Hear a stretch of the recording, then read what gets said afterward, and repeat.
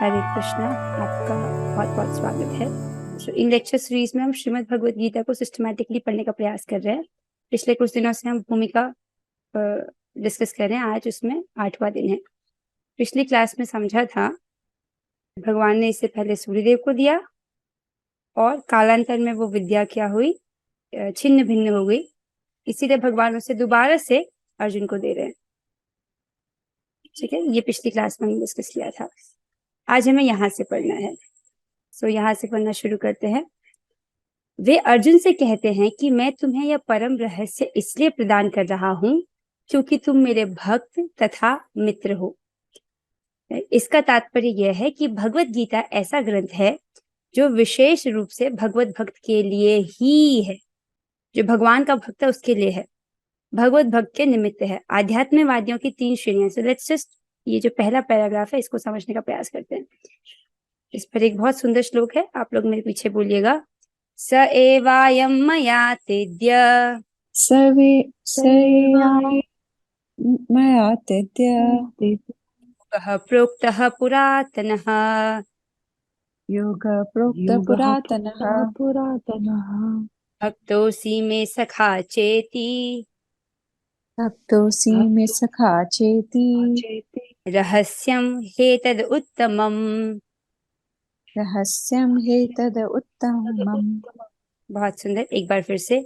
स एवायं मया तेद्य सर्वायं मया तेद्य योगः प्रोक्तः पुरातनः योगः प्रोक्तः पुरातनः भक्तोऽसि मे सखा चेति भक्तोऽसि मे सखा चेति रहस्यं ह्येतद् उत्तमम्। रहस्य ह्येतद् उत्तमम्। ये इम्पोर्टेंट श्लोक है, इसको याद करना है हमें। ठीक है, भगवान कहते हैं आज मेरे द्वारा वही प्राचीन योग यानी परमेश्वर के साथ अपने संबंध का विज्ञान तुमसे कहा जा रहा है क्योंकि तुम मेरे भक्त तथा मित्र हो। अतः तुम इस विज्ञान के दिव्य रहस्य को समझ सकते हो। तो इसी पर प्रभुपाद जी हमें समझा रहे हैं ये बात। ठीक है, कि भगवत गीता ऐसा ग्रंथ है जो विशेष रूप से भगवत भक्त के लिए ही है। ठीक है, अब आगे प्रभुपाद जी समझाते हैं कि आध्यात्मवादियों की 3 श्रेणियां हैं। ठीक है, ज्ञानी, योगी तथा भक्त। ये आध्यात्मवादियों की 3 श्रेणियां हैं, यानी कि निर्विशेषवादी, ध्यानी और भक्त। ठीक है, यहाँ पर ज्ञानी अर्थात निर्विशेषवादी, योगी यानी ध्यानी और भक्त तो भक्त। तो अब प्रश्न आता है कि निर्विशेषवादी कौन है। ठीक है, अगर हम प्रणाम मंत्र देखते हैं, जो प्रणाम मंत्र हम रोज कहते हैं, उसमें भी एक शब्द आता है निर्विशेषवाद से। देखिए, नमस्ते सारस्वते देवे गौरवाणी प्रचारिणे निर्विशेष शून्यवादी पाश्चात्य देश। देखिए यहाँ पर भी एक शब्द आता है निर्विशेष, है ना। तो अब समझते हैं कि निर्विशेषवादी कौन होते हैं। विशेष का अर्थ होता है जो अन्यों से अलग हो, मतलब कुछ विशेष है, कुछ खास है, अन्यों से अलग है, राइट। और निर्विशेष जो अन्यों से अलग नहीं हो। समझ आ रहा है? निर्विशेष मतलब जो अन्यों से अलग नहीं है। अब निर्विशेषवादी ये कहते हैं, एक निर्विशेषवादी व्यक्ति जो है वो कहता है कि एक निर्विशेष ब्रह्म है जिसमें कोई गुण नहीं है, कोई विविधता नहीं है। विविधता का मतलब होता है डिफरेंट डिफरेंट फॉर्म्स और रूप जो आपको दिख रहे हैं। वैरायटी, कोई वैरायटी नहीं है, ऐसा सोचता है वो। और उसी से भगवान आते हैं। मतलब निर्विशेषवादी व्यक्ति ये समझता है कि एक ब्रह्म है, उसके अलावा और कोई अस्तित्व नहीं है। ठीक है, और ये जो ब्रह्म है वो निर्विशेष ज्योति के रूप में है। समझ रहे हैं? और उसी से भगवान आते हैं, उसी से सभी जीव आते हैं। इसी को निर्विशेषवाद कहते हैं। मतलब एक निर्विशेषवादी व्यक्ति ये सोचता है कि एक ब्रह्म है, उसके अलावा और कुछ नहीं है। और ये ब्रह्म किस फॉर्म में है?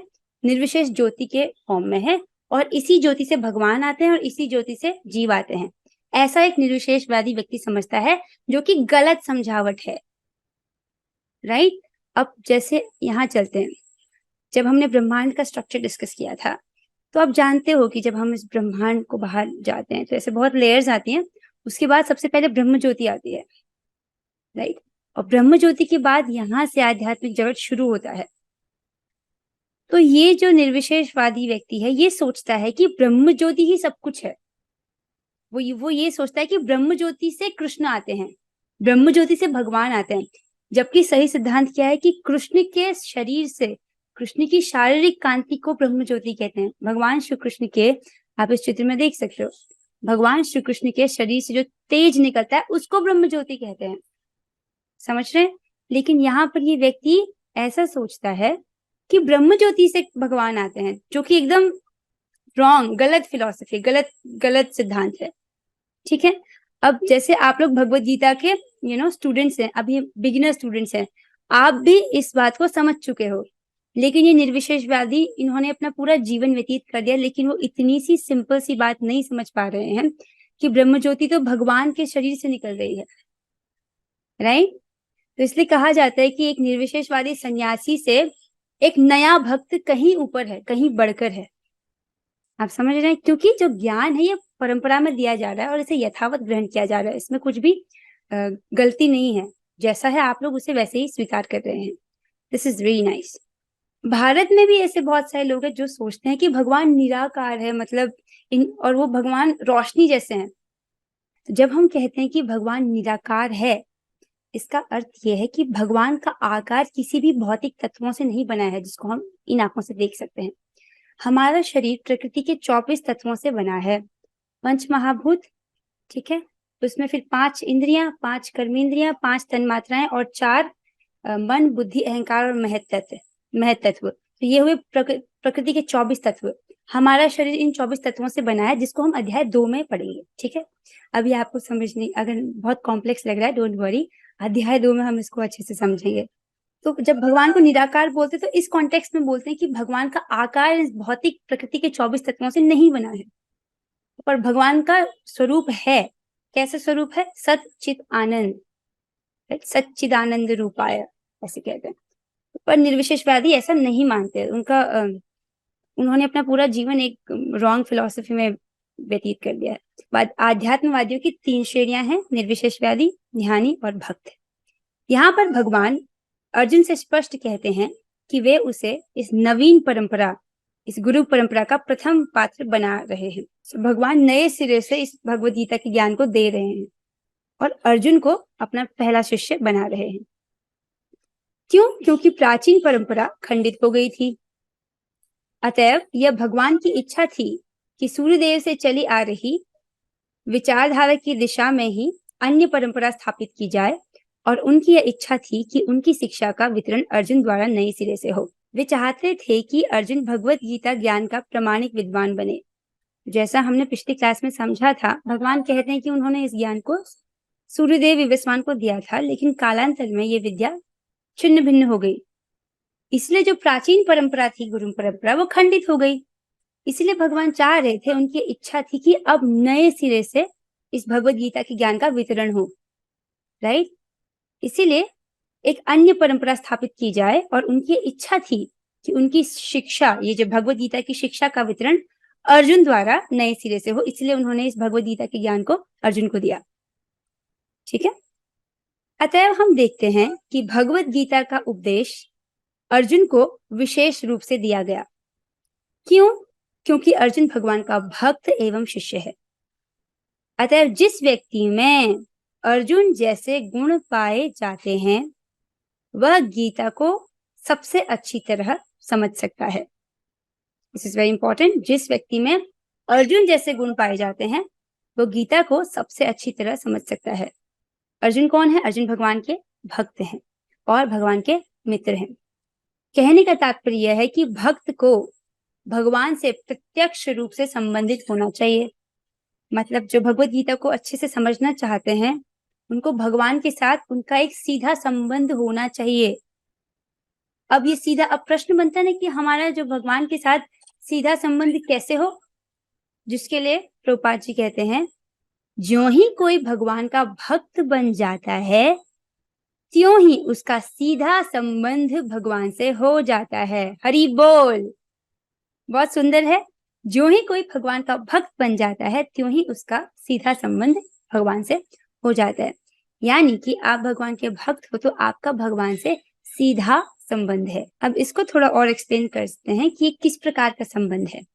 तो यह एक अत्यंत विशद विषय है, लेकिन संक्षेप में यह बताया जा सकता है। तो ये भगवान के साथ जो संबंध की बात है, ये बोलना बहुत बड़ा विषय है, लेकिन हम आपको ब्रीफ में, संक्षेप में बता रहे हैं। क्या बता रहे हैं? कि भक्त तथा भगवान के मध्य 5 प्रकार का संबंध हो सकता है। कितने प्रकार का? 5 प्रकार का। तो यहाँ पर एक सुंदर चित्र है इसी चीज को समझने के लिए, कि भक्त तथा भगवान के मध्य 5 प्रकार का संबंध हो सकता है।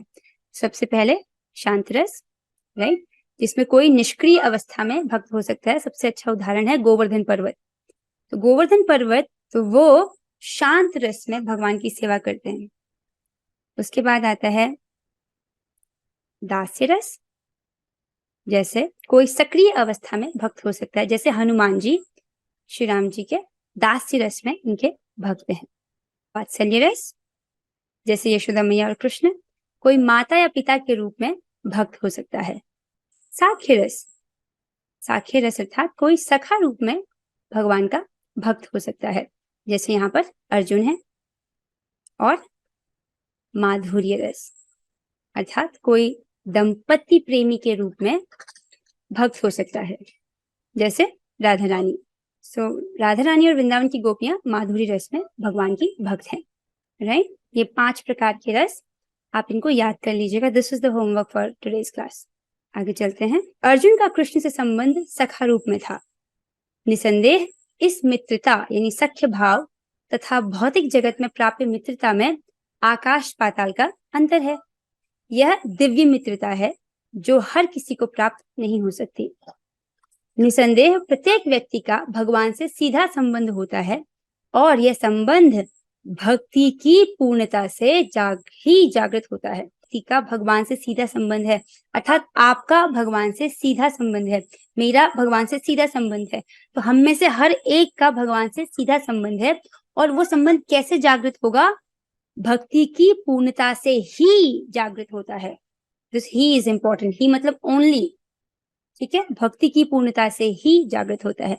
किंतु वर्तमान जीवन की अवस्था में हमने न केवल भगवान को भुला दिया है, अपितु हम भगवान के साथ अपने शाश्वत संबंध को भी भूल चुके हैं। यहाँ से आगे हम कल पढ़ेंगे। अब आते हैं हरि कथा, स्टोरी टाइम। ये जितनी भी कथाएं श्रीमद् भागवतम से हैं और इसमें बहुत सुंदर सिद्धांत हमको सीखने को भी मिलता है, प्लस ये हमको पवित्र भी करती हैं। तो आज की कथा है अम्बरीश महाराज और दुर्वासा ऋषि जी की कहानी। तो पहले जानते हैं कि अम्बरीश महाराज कौन है। वास्तव में ये भगवान के बहुत महान भक्त हैं। हमेशा अम्बरीश महाराज का उदाहरण दिया जाता है कि हमको इनसे भक्ति करना सीखना चाहिए। प्रभुपाद जी इस बात को बार बार कोट करेंगे कि हमको भक्ति करना अम्बरीश महाराज से सीखना चाहिए। ऑल्दो वो राजा थे पूरे विश्व के। थोड़ा इनके विषय में पढ़ते हैं। तो यहाँ पर बताया गया है कि किस प्रकार राजा अम्बरीश ने अपनी सारी इंद्रियों को भगवान की सेवा में लगा दिया था। राजा अम्बरीश ने अपना मन भगवान कृष्ण के चरणार विंदों पर स्थित कर दिया, अपनी वाणी भगवान के धाम की चर्चा में लगा दी, अपने कानों को भगवान की लीलाओं को सुनने में, अपने हाथों को भगवान का मंदिर साफ करने में, अपनी आंखों को भगवान का स्वरूप देखने में, अपने शरीर को भक्त के शरीर का स्पर्श करने में, अपनी नाक को भगवान के चरणार विंदों पर भेंट किए गए फूलों की गंध सूंघने में, अपनी जीभ को उन्हें अर्पित तुलसी दलों का आस्वादन करने में, अपने पांवों को जहां जहां भगवान के मंदिर हैं उन स्थानों की यात्रा करने में, अपने सर को भगवान को नमस्कार करने में तथा अपनी इच्छाओं को भगवान की इच्छाओं को पूरा करने में लगा दिया। और इन गुणों के कारण वे भगवान के मत पर भक्त बनने के योग्य हो गए। है ना, बहुत सुंदर से हमें शिक्षा प्राप्त होती है कि किस प्रकार हमको अपनी इन सभी इंद्रियों को भगवान की सेवा में लगा देनी चाहिए। तो ये कहानी क्या है? राजा अम्बरीश एक बहुत बड़े सम्राट थे और भगवान श्री कृष्ण के श्रद्धावान भक्त थे, राइट। एक बार क्या हुआ कि उन्होंने एकादशी का व्रत रखा था। आप जानते हैं एकादशी व्रत के महत्व के बारे में। इस व्रत को करने से हमको वैकुंठ की लोक प्राप्त करने की योग्यता प्राप्त होती है। 2 हफ्ते में एक बार आता है, इसलिए हमें जरूर करना चाहिए। एक बार उन्होंने अपना एकादशी का व्रत रखा था और उन्होंने भगवान की पूजा की। तो पारण समय एक फिक्स समय होता है कि आपको उसी वक्त पर व्रत तोड़ना है। आप उससे पहले नहीं तोड़ सकते, उसके बाद नहीं तोड़ सकते। तो ये वो समय आ गया था जब इनको अपना व्रत तोड़ना था। लेकिन क्या हुआ कि दुर्वासा मुनि उस वक्त आए तो महाराज अम्बरीश ने उनका स्वागत किया और उनको सम्मान दिया, उनको भोजन दिया। उन्होंने कहा ठीक है, मैं स्नान करके इसे स्वीकार करूंगा। उन्होंने इसे भोजन दिया, राइट, दुर्वासा मुनि को भोजन दिया, पर दुर्वासा मुनि ने कहा कि मैं स्नान करने के बाद इसे स्वीकार करूंगा। तो वो यमुना नदी में चले गए स्नान करने के लिए। अब क्या हुआ कि समय बीत रहा था तो पारण टाइम खत्म होने वाला था। तो पारण टाइम एक फिक्स टाइम होता है जब आपको एकादशी का व्रत तोड़ना होता है। तो इसलिए जो राजा अम्बरीश हैं उन्होंने क्या किया, बाकी ब्राह्मणों से उन्होंने पूछा कि अब मुझे क्या करना चाहिए, क्योंकि एकादशी के व्रत का एक फिक्स टाइम है जिस वक्त हमको वो तोड़ना होता है।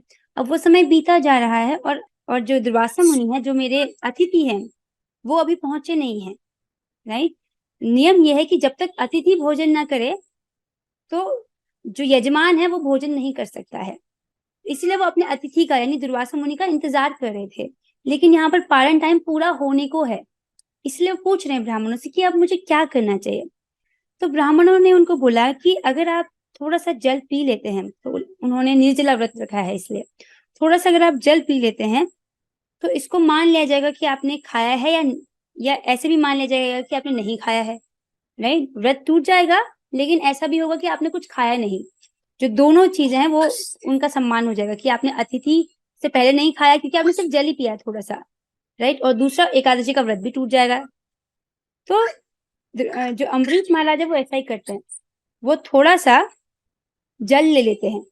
इसी वक्त पर दुर्वासा मुनि वापस आ जाते हैं, ठीक है।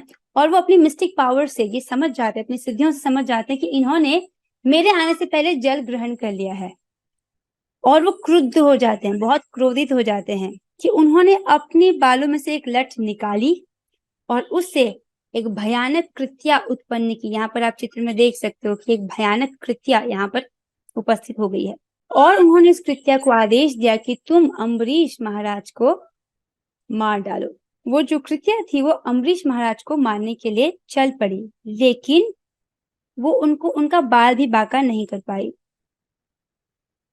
ऐसा इसीलिए हुआ क्योंकि तुरंत भगवान विष्णु ने अपना सुदर्शन चक्र वहां पर भेज दिया था, ठीक है। अपने भक्त की रक्षा हेतु भगवान विष्णु ने अपना सुदर्शन चक्र भेज दिया था। जैसे ही यहाँ पर सुदर्शन चक्र पहुंचा, इस सुदर्शन चक्र ने एक ही बार में इस कृत्या को खत्म कर दिया। उसके बाद ये दुर्वासा मुनि के पीछे पड़ गया, क्योंकि दुर्वासा मुनि ने भगवान के भक्त को मारने की चेष्टा की, उसको नुकसान पहुंचाने की कोशिश की, राइट। अब दुर्वासा मुनि बहुत बड़े मुनि हैं, लेकिन अब वो भाग रहे हैं, पूरे ब्रह्मांड में भाग रहे हैं और सुदर्शन चक्र उनका पीछा नहीं छोड़ रहे हैं। तो दुर्वासा मुनि बहुत भयभीत हो गए। तो उन्होंने कोशिश की छुपने की ब्रह्मांड में, लेकिन हर जगह सुदर्शन के पीछे पड़ा था। जो दुर्वासा मुनि है वो ब्रह्मलोक गए। आप जानते हैं ब्रह्मलोक कहाँ पर है, राइट, यहाँ से 7वां लेयर। उन्होंने ब्रह्मा जी से बोला कि आप मुझे आश्रय दीजिए, आप मेरी रक्षा कीजिए। लेकिन ब्रह्मा जी ने कहा देखिए मैं आपकी रक्षा नहीं कर सकता हूँ। तो फिर दुर्वासा मुनि कैलाश चले गए। कैलाश में उन्होंने शिव जी से भिक्षा मांगी कि हे शिव जी, आप प्लीज मेरी रक्षा कीजिए। शिव भगवान कहते हैं कि नहीं, मैं आपकी रक्षा नहीं कर सकता हूँ, ये भगवान विष्णु का सुदर्शन चक्र है।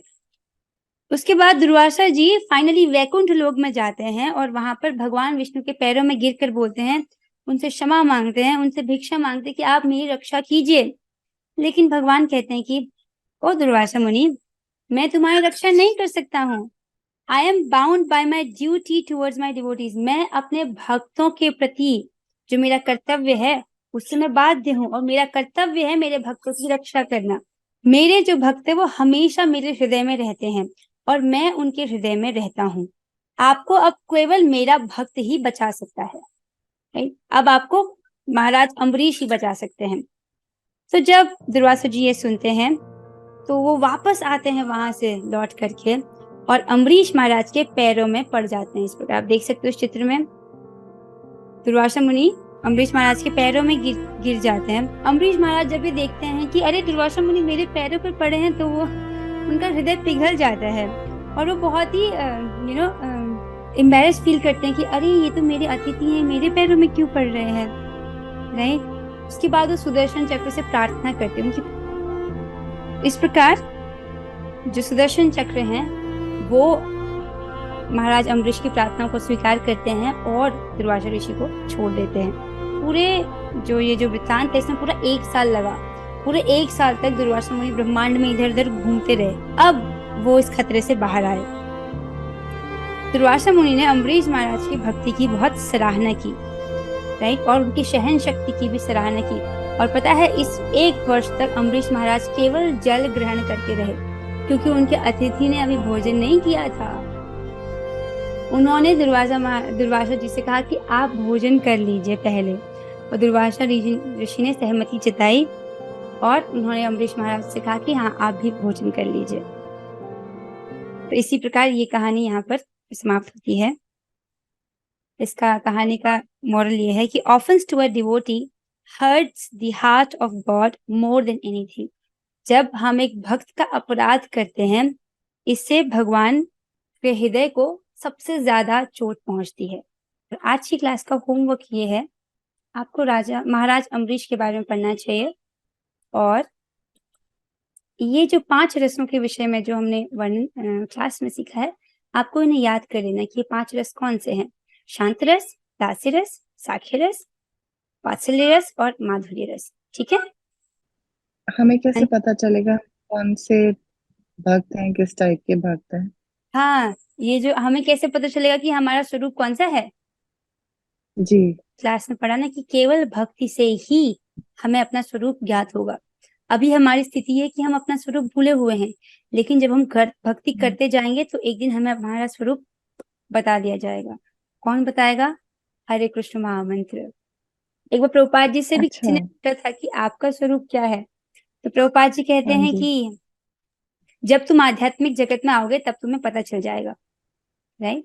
तो हमें हमारा स्वरूप कब ज्ञात होगा? जब हम अच्छे से भक्ति करेंगे। और सच में ये प्रोसेस वर्क करता है, इसीलिए रोज गंभीरता से जप कीजिए। जी इसी के साथ हम आज की क्लास को विराम देते हैं। हम 3 बार हरे कृष्ण महामंत्र करेंगे and then we are ending the class. जी। ओके। हरे कृष्णा कृष्ण हरे कृष्ण हरे कृष्ण हरे, कृष्ण हरे कृष्ण राम हरे राम राम राम राम हरे हरे राम हरे, राम राम हरे हरे हरे। कृष्ण हरे कृष्ण कृष्ण हरे कृष्ण हरे, कृष्ण हरे राम राम हरे राम राम राम राम हरे राम हरे, राम हरे हरे। कृष्ण कृष्ण कृष्ण हरे कृष्ण कृष्ण हरे हरे, कृष्ण कृष्ण हरे राम राम राम हरे हरे राम हरे। राम श्रीमद् राम भगवद हरे। गीता की जय। श्री प्रभुपाद जय। की जय। All glories to Shri Guru Ganga. Hare Krishna.